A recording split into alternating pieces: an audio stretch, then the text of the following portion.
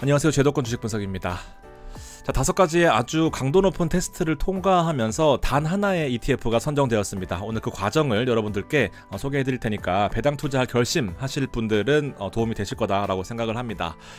24년에 3가지 토픽을 꼽아봤습니다. 첫 번째가 금리 인하와 부동산에 관련된 리츠고요. 두 번째는 슈드와 스파이로 대두되는 배당과 성장주, 그리고 트럼프 대통령의 당선 가능성이 유력해지면서 SOC, 사회 기반 시설, 그리고 제조업, 최근에 건설주들은요, 저희 큰손들이 많이 매수하고 있습니다. 건설주들도 어떤 그 포인트가 있는 것처럼 보인다라는 것을 좀 말씀드리고 싶고, 어떤 것을 선택해야 하냐고 할 때 결국 성장과 배당으로 나누어지게 됩니다.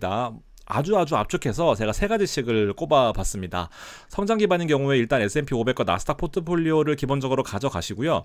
페이브 등 인프라 시설이 바로 여기 트럼프와 관련된 것들이 페이브라는 ETF입니다. 지난번에 한번 설명드렸지만 오늘은 여기서는 간단하게 넘어갈게요. 자, 배당 기반은 여러분들이 좋아하시는 슈드, 그리고 제가 아주 밀고 있는 리츠와 채권, 현재 채권은 약간 좀 지지부진하긴 하지만 또 언제 그랬냐는 듯이 올라오는 것이 또 채권입니다. 어느 것 하나 선택하기가 애매한 분들을 위해서 금리 인하 시점에서 제가 감히 배당 커버드 콜을 선정하는 과정을 좀 말씀드릴 겁니다. 자, 왜 그러냐면요, 배당 투자가 최근에 트렌드라는 것을 제가 눈으로 보여드릴게요. 일단 코스피 지수입니다. 자, 제가 검은 줄을 하나 그어놨는데, 자, 보시게 되면 고점이 점차 낮아지고 있습니다. 아주 기가 막히게 100% 일치하는 선으로 어디 하나 삐져나오는 선 없이 아주 고점이 낮아지고 있는 그런 국면이다라는 것이 포인트인데, 최근에 많이 사용하는 용어 중에 하나가 코스피의 난이도가 아주 어렵다, 뭐 이런 용어를 많이 쓰는데요. 저는 일단 특수성이라고 해두겠습니다. 자, 왜냐면, 자, 예린당 같은 거 한번 보실까요? 3일 시간을 줬습니다.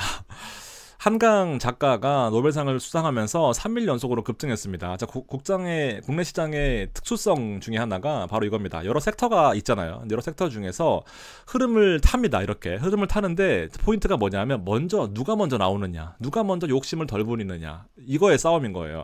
그러니까 탈출을 못하게 되면은 다시 여기서 물리게 되면 이게 우리가 늘 반복하던 그런 패턴이잖아요. 국내 시장에서 지금 삼성전자가 PBR이 1배까지 떨어졌거든요. 장부 가치가 1배라는 것은 지금 다 팔아도 주식이 지금 딱 가격이다 이겁니다. 오히려 더 떨어졌다라고도 하는데, 이런 부분들이 지금 국내 시장에서는 잘 안 통하는 그런 이제 개념이 돼버렸잖아요. 삼성전자가 그렇게 되는데 다른 주라고 EPS며 PBR이며 퍼가 중요하겠습니까? 이제 그런 시장이에요. 먼저 나오게 되면은 탈출하는 거고, 먼저 못 나오면 물리는 겁니다. 고려야 마찬가지입니다. 자, 보세요. 이렇게 지금 40만원 하던 게 130만원, 140만원까지 올라갔다가 언제 나오느냐 싸움입니다. 못 나왔으면 고점에서 또 물려요. 그러니까 요새 같으면은 난이도가 높다라기보다는 특수성이 있는데 이제 늘 반복하는 게 우리가 고점에서 물리는 거잖아요. 그러니까 먼저 탈출하는 것이 이런 이제 지분 싸움, 눈치 싸움인 건데 아주 어렵습니다. 이게 사실 난이도가 높습니다. 단타하기에 좋은 시장인 거죠. 자, 글로벌 시장 볼까요? 여기 보시면 달러가 여기 있는데요. 자, 달러가 웬걸 금리 인하를 단행하고 나서 더 가파르게 오르고 있는 그런 상황입니다.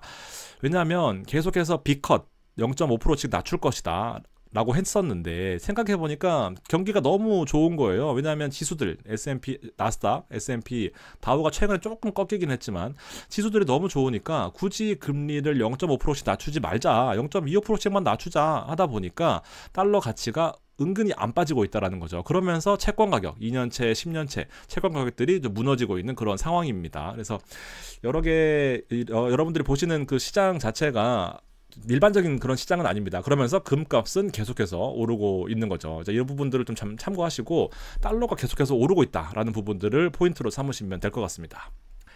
자, 그래서 국내 시장에서는 시장이 어렵다, 그리고 단타 위주다, 그리고 삼성전자가 무너진 시점에서 이미 12조나 팔았다라고 하는 것은 삼성전자를 외국인이라고 해서 3만원에 4만원을 산 게 아니거든요. 6만원, 7만원, 8만원을 샀습니다. 그러면서도 12조를 팔았다는 것은 손해보고도 팔고 있다라는 겁니다. 그래서 웬만한 반등 그런 펀더멘탈 가지고는 올라올 수가 없어요. 금투세 가지고 휘저어놓은 증시 다시 금투세 안 한다고 하더라도 주식은 못 올라오고 있습니다. 그래서 제가 늘 강조드리는 게, 자, 바로 이 플러스 고배당 주입니다. 실제로 보시면, 자, 보세요. 이게 거래량이거든요. 자, 어떤 트렌드인지 아시겠죠? 제가 왜 맨날 배당 하냐면은 플러스 고배당주가 오늘 신한지주, 그다음에 KB금융지주 8% 올랐고요. 그리고 늘 강조드리는 우리금융, 기업은행, 뭐 또 신한지주, 4대 금융지주 눈만 뭐 밥만 먹어도 4조, 5조, 6조씩 벌어버리는데 삼성전자 그 난리를 치고도 9조밖에 못 버는데 어떤 흐름으로 우리 주식들을 좀 대해야 되는지를 좀 말씀을 드리고 싶고요. 자, 그래서 이 부분들을 다시 한번 살펴볼게요. 제가 어떻게 이런 어려운 시장에서 배당주를 선택하는 과정인데요. 자, 종목 선정과 접근 방법입니다. 자, 첫 번째, ETF를 하는데 미국입니다. 제가 어저께 연금 관련돼서 소개를 시켜드렸잖아요. 우리나라에서 연금 1위부터 연금 10위까지 가장 많은 포트폴리오가 전부 미국이었습니다. 실제로 현장에서도요, 미국 주식밖에 안 해요. 국내 주식을 아직도 권유하고 있다? 옆에서 욕합니다. 직원도 욕하고요, 손님도 욕해요. 그렇습니다. 현실이 그렇습니다. 제가 어제 그 셀트리온 방송을 참 오래 했었는데 셀트리온에 오랜만에 가보니까 아주 형편이 없더라고요. 그래서 안 좋은 얘기를 했습니다. 근데 안티글이 엄청 많이 달렸어요. 자, 현실은 이렇습니다. 그러니까는 변화하는 자와, 오늘 주가 또 빠졌거든요. 변화하는 자와 변화 못하는 자의 차이점인데 제가 그 변화하는 과정을 좀 논리적으로 설명해 드릴게요. 자, 미국에 투자하는 ETF는 시가총액 1000억으로 잡았습니다. 자, 미국 ETF가 아니고요. 미국에 투자하는 한국 ETF입니다. 시가총액 1000억 이상입니다. 1000억이 생각보다 많진 않아요. 70개 정도 됩니다. 자, 그리고 배당 수익률. 배당주라고 하는데 배당이 3%고 배당이 4%면 안 되겠죠. 그래서 배당 수익률을 최소로 7%를 잡았습니다. 여기서 30개가 떨어져 나가요. 자, 물론 할만한 ETF들입니다, 여러분들. 70개 넘는데가 아니라 제가 생각하기에 정말 추천해도 남부럽지 않은 그런 종목들 중에서 30개가 배당에서 컷 됩니다. 자, 그러면서 배당 성장이 없게 되면 기본적으로 사실상 물가 상승률은 되게 사실 좀 어려운 얘기고 좀 먼 훗날에 내 얘기 같지는 않잖아요. 그렇지만 성장률이 없다라고 하는 것은 결과적으로 주식이 못 오른다라는 의미와 똑같습니다. 그래서 자, 기본적으로 성장률이 2% 정도 되는 것들인데 여기에 해당되는 상품들은 일단 기본적으로 주가도 오르고 배당 성장도 뭐 최근에는 1%, 2%밖에 못했다라고 하더라도 기본적으로 꾸준하게 했었기 때문에 일단 배당을 많이 주는 종목들은 성장과 같이 포함이 된다 였습니다. 결론은요. 자, 그리고 중요한 부분, 커버드콜을 제외했습니다. 죄송합니다. 나스닥 커버드콜을 제외했습니다. 커버드콜이 배당이 7% 이상 넘어가려면 필수적인 요소가 될 텐데 기본적으로 나스닥 커버드콜은 제가 제외를 했습니다. 그러니까 확 떨어져 나가죠. 자, 왜냐하면 나스닥 커버드콜은 배당을 많이 준다라고는 합니다. 그렇지만 커버드콜에 대해서 여러분들 아시겠지만 주식을 매수하고 콜옵션을 매도하는 전략이거든요. 자, 그러면서 주식을 나스닥을 가지고 있어요. 오르면 좋아야죠. 오르면 좋죠. 근데 콜옵션에 나스닥을 매도하는 겁니다. 콜옵션의 기본적인 논리가 이거잖아요. 여기 구간을 넘어가면은 손해보는 구조입니다. 콜옵션 매도에서는. 근데 주식은 여기 이렇게 돼 있죠. 주식이 많이 오르면 좋은데 옵션은 많이 오르면 안 좋아요. 그러니까 얘는 이해상충되는 부분들이 있습니다. 그래서 커버드콜, 특히 나스닥은요, 제가 보기에도 사실은 정말 비합리적인 부분들이 많습니다. 그렇지만 지수가 워낙 강하게 오르다 보니까 사실상 이제 배당을 주는 재원, 그리고 주가가 많이 올라 보이는 것처럼 보이는 그 일시적인 착각들이 있어가지고 나스닥은 이제 뒤늦게 생기는 운용사들이 많이 하고 있는데 저는 무조건 이건 제외한다라고 원칙을 아예 세워버렸습니다. 자, 그래서 13개로 줄었는데요. 자, 제일 마지막 포인트, 기술적 분석입니다. 8월 5일 우리 엔화가 청산되는 이슈, 엔캐리 청산되는 이슈 때문에 8월 5일날 시장이 급락했었죠. 그때 회복하는 것, 그때 회복력이 가장 셌던 것, 그리고 회복하고 있는 중인 것을 선정했습니다. 그래서 하나고요. 자, 여기 보시면 주석인데요. 미국 나스닥과 AI 테크탑, 이런 테크 100, AI 테크, 빅테크 이런 것들은 다 제외되었습니다. 왜냐하면 이런 것들은 여러분들 정말 이해상충 부분이에요. 지수가 많이 오르면 많이 올라야 되는데 너무 많이 오르면 떨어집니다. 이런 부분들을 좀 참고하시고요. 최근에 데일리다 아니면 위클리다 또 뭐 이렇게 나오는데 데일리 위클도 똑같습니다. 데일리는 특히나 더 도박적인 요소가 강하다라는 것을 제가 많이 말씀드렸지만 오늘은 거기까지는 아니고 일단 스크리닝의 결과까지만 보여드리겠습니다. 단 하나의 ETF입니다. 자, 바로 타미당입니다. 예상하셨을 분도 계시겠지만 기본 타미당, 그리고 타미당 3은 시총이 1000억이 안 돼요. 1000억이 되긴 하는데 일단 3은 빼고 그 다음에 타미당 7이 7000억입니다. 그래서 2호거든요. 2호. 배당과 성장하는 SCH들을 동시에 가지고 있고요. 옵션 커버드 콜에도 일단 기본적으로 10% 배당까지 나오기 때문에 10.8% 페이스의 배당을 주는 단 하나의 ETF가 바로 타미당 7이었습니다. 여기서 나가지 마시고요. 뒤에 결과까지 한번 같이 보세요.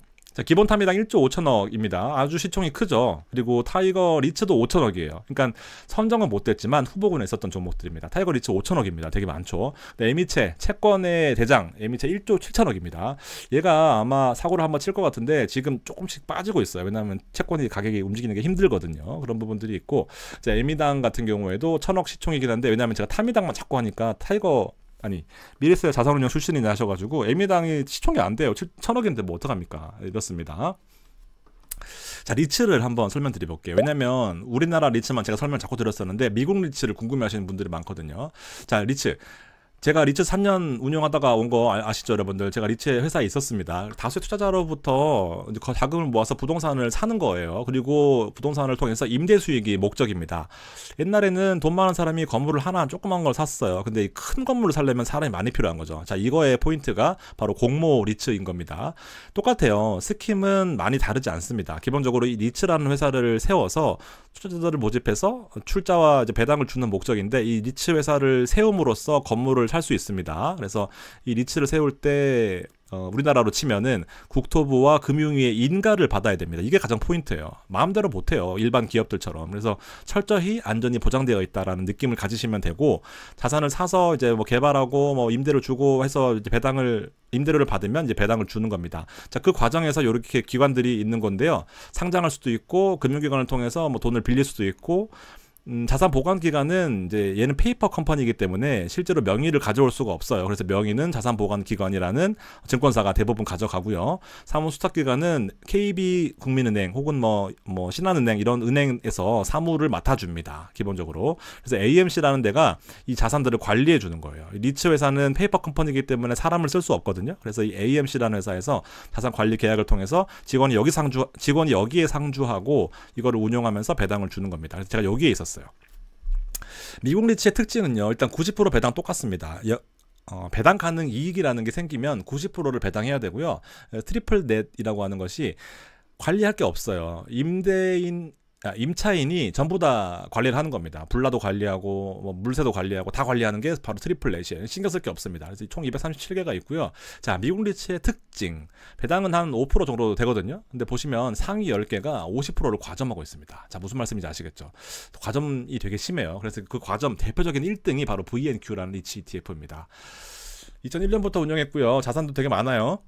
그래서 미국 리츠 20개 포트폴리오를 다 담고 있습니다. 그러니까 역시 뱅가드 자산운용이라는 데서 하고 있는데, 다른 데와 비교해서 수수료가 정말 싸다라고 유명합니다. 그리고 그러면서도 1위예요. 안정적인 성향한테 필요한 ETF고, 여러분들이 그 생각하는 그 건물들이 다 들어가 있습니다. 물류센터 들어가 있고요, 데이터 센터 들어가 있고요, 리얼티 인컴 아시죠? 수익형 부동산, 상업용 부동산 들어가 있고, 아메리칸 타워 상업용 부동산 들어가 있고, 실제로 얘네들이 가지고 있는 펀드에도 들어가 있습니다. 그러니까 여러 분야를 모두 아우르는 게 바로 이 리츠다라고 지금 약간 별책부록처럼 리츠 설명하고 있는 겁니다.